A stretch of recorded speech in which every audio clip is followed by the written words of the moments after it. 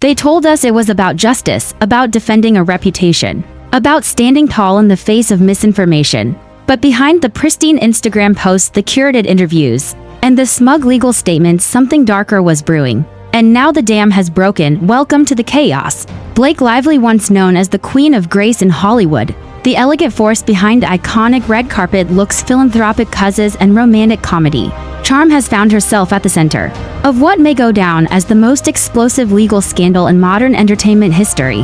Not because of a performance, not because of a leaked tape or some resurfaced tweet from 2009, but because of a subpoena scheme that's shaking the entire foundation of journalism, digital speech, and due process. What started as a relatively contained, though already jaw-dropping, legal feud with actor and filmmaker Justin Baldoni has now spiraled into what critics are calling a calculated war on independent voices. We're talking about secret subpoenas targeting journalists, content creators, even legal analysts, all in a sweeping attempt to suppress narratives and hide evidence that might not favor Lively's side of the story. She said she wanted the truth, but as more pieces are uncovered, it's becoming increasingly obvious that what she really wanted was silence from the press, silence from YouTubers, silence from platforms that dared to question her version of events. And that silence came at a cost. Because Blake Lively's legal team, armed with millions of dollars, elite lawyers like Brian Friedman, and an ever-loyal PR machine, didn't just fight back. They quietly went after the people telling the story. Now subpoenas are piling up,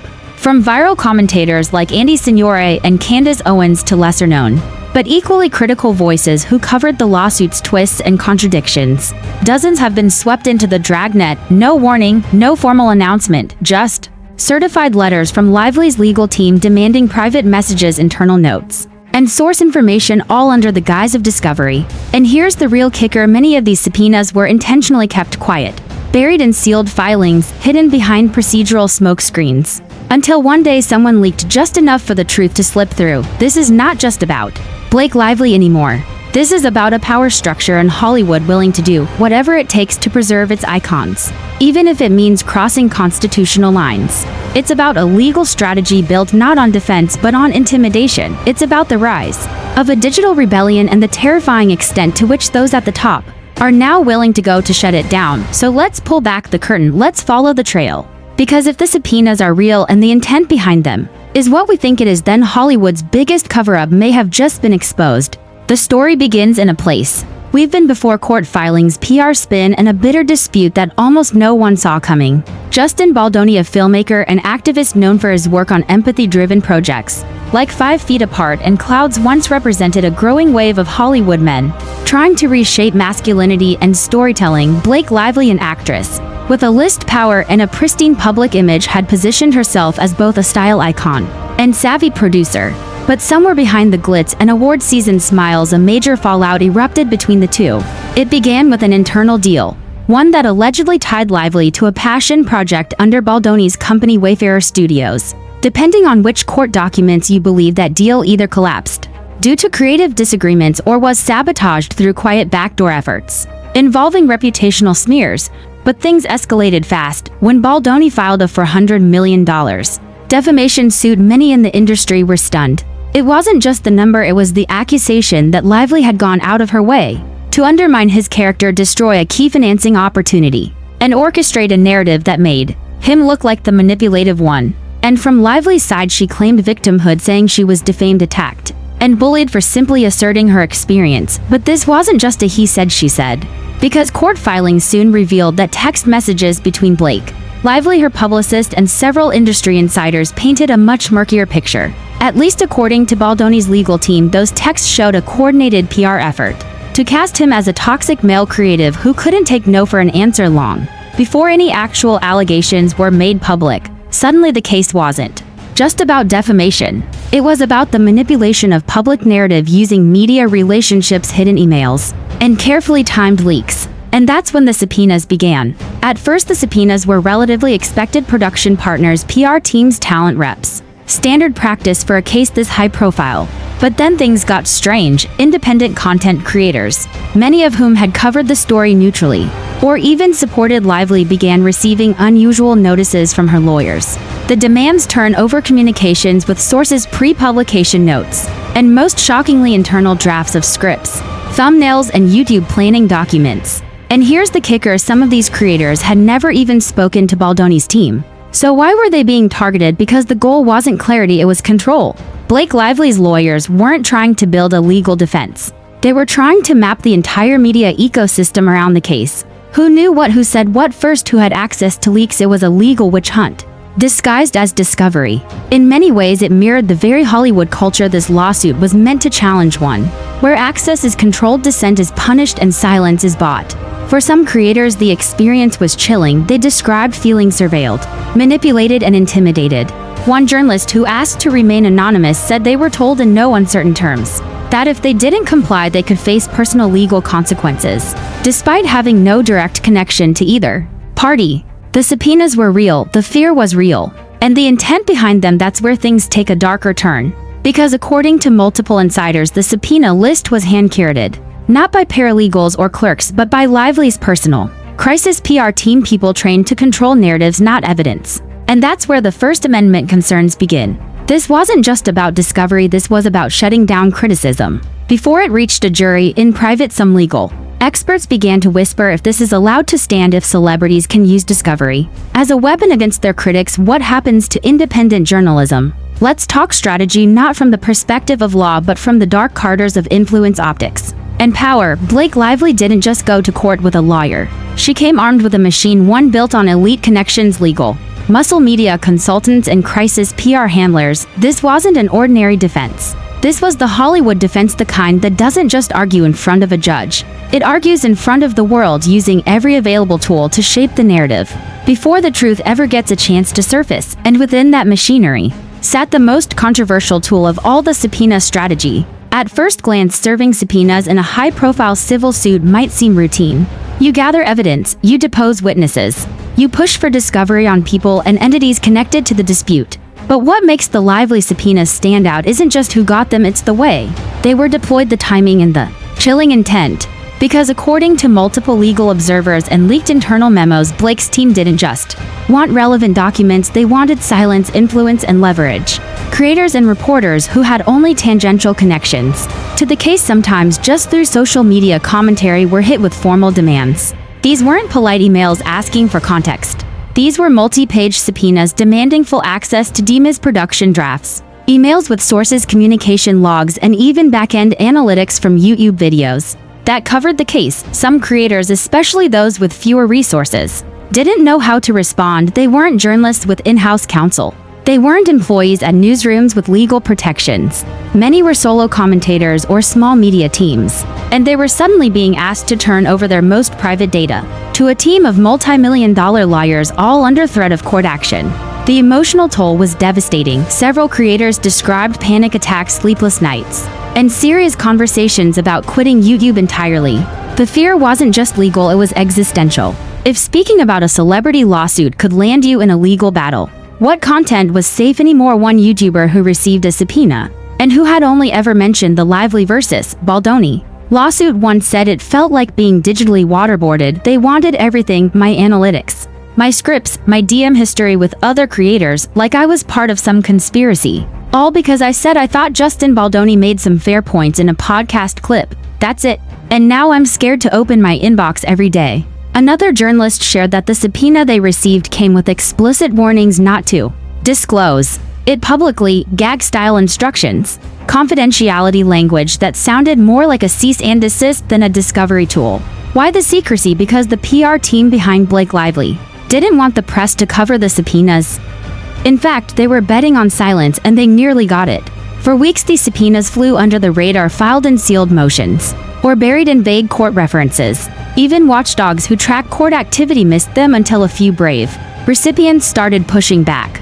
One independent lawyer reviewing the language of the subpoenas called them overbroad, to the point of being abusive. Another referred to it as the digital equivalent of a fishing expedition in a hurricane. Reckless, disproportionate, and absolutely meant to intimidate rather than investigate. But it goes deeper. Several legal analysts now believe that the real purpose of the subpoenas was not about building Blake Lively's defense, but about shaping public narrative before the case even reached discovery deadlines, and the method was chilling in its precision. 1. Serve content creators quietly. 2. Scare them into silence or withdrawal. 3. Monitor who complies and who fights. For use gathered metadata to identify potential sources of leaks, dissent, or insider access. 5. Feed select details to friendly media to build the Blake is the victim arc. It's weaponized lawfare litigation as a blunt force PR tool, and the collateral damage trust, transparency, and the very freedom to report. Because if creators now believe they can be legally harassed for commentary, then what happens to coverage of future celebrity lawsuits? What happens to analysis reaction videos, editorial content?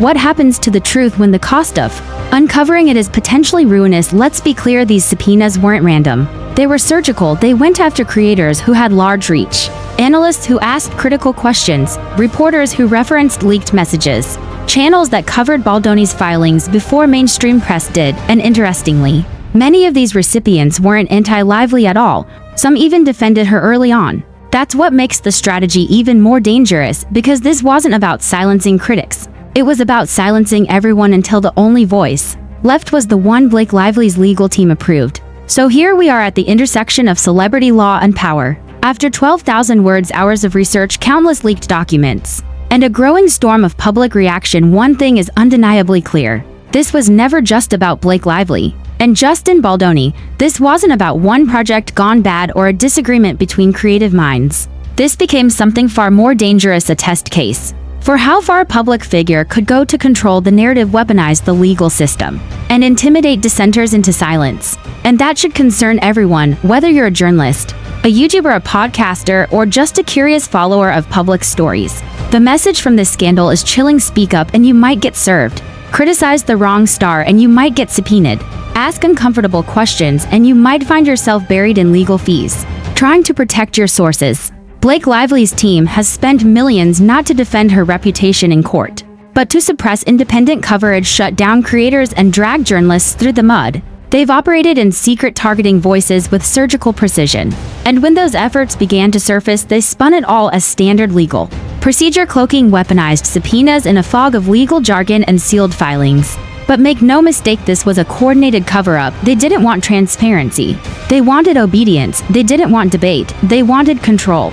And perhaps most offensively, they tried to hide it all behind the language of victimhood, painting Lively as the aggrieved party while systematically punishing the very people who exposed the contradictions in her narrative. Let's not forget, much of this legal escalation only happened because evidence began to leak: messages, timelines, email exchanges, all of which painted a far more complicated picture than the one sold to the public, a picture in which Lively was not simply a wronged woman seeking justice, but a powerful player executing a quiet, ruthless strategy to avoid accountability. The leaked texts that Baldoni's team fought to admit into evidence, they weren't just damaging, they were damning. They showed deliberate manipulation of press coverage. They showed inconsistent statements. And worst of all, they showed intent to shape perception in ways that went far beyond basic PR defense. It was manipulation on a cultural level, the kind that turns courtroom drama into Hollywood spectacle. And when the mainstream media started backing off coverage, it was independent voices that filled the vacuum. It was podcasters, legal commentators, and YouTubers who dug into the filings, fact-checked the claims, and questioned the spin, and for that, they were punished. Now Blake Lively's name will forever be attached to a precedent that's as terrifying as it is shameful: the idea that celebrities can use civil subpoenas as a backdoor means of surveillance and censorship. Because that's what this is. Let's call it what it really is. It's not discovery. It's not fact-finding. It's a sophisticated intimidation campaign. And while Lively's team may argue that everything done was within the law, we must remember legality does not equal morality. The law, especially in civil matters, is often a tool of the wealthy. Those with the deepest pockets can stretch it, bend it, and deploy it to silence their critics. Not because they're right, but because they can afford to win by exhaustion. So what do we do now? First, we expose it relentlessly. Creators, journalists, and even casual observers must continue shining a light on the tactics used in this case. Because sunlight is the best disinfectant, and once the public sees how the sausage is made, they'll stop buying the fairy tale that it's just legal strategy. Second, we protect independent media. The platforms that build careers on freedom of commentary must do more to shield their creators from this kind of targeted harassment. YouTube, Spotify, Apple Podcasts, they need protocols in place when civil subpoenas are used to dig into creators' personal data without due cause. Third, we demand reform. There must be limits on how subpoenas can be used against journalists and content creators who aren't parties to a case. Shield laws must be expanded to cover new media voices, not just traditional journalists with press passes, but the growing ecosystem of digital commentators, who are often the first to report on public filings and leaks. And finally, we hold the powerful accountable. Public opinion still matters, reputations still matter. If Blake Lively's team thought they could operate in the dark behind sealed motions and NDA enforced silence, they underestimated the people watching. They underestimated you, us, the public, because once a cover-up is exposed, it can't be unexposed. The toothpaste is out of the tube, and now every new move by Lively's team will be seen through the lens of that exposure. Every attempt to control the story will be met with skepticism, every filing will be scrutinized, every statement will be challenged. Blake Lively could have handled this differently. She could have faced the case head-on, defended herself with facts, and respected the voices covering it. Instead, she chose to operate from the shadows, and now those shadows are where her public image will reside. Not because of one lawsuit, not because of one disagreement with Justin Baldoni, but because she tried to silence the truth and failed. Hollywood is watching. The media is watching, and most importantly, we're watching. The subpoena scheme is no longer a secret. The cover-up has been exposed. And Blake Lively, once a symbol of glamour and grace, now stands at the center of a very different story, one where power, control, and fear were weaponized not to seek justice but to avoid it. This is not over. But for now, one thing is certain: the truth always finds a way out, no matter how hard they try to bury it.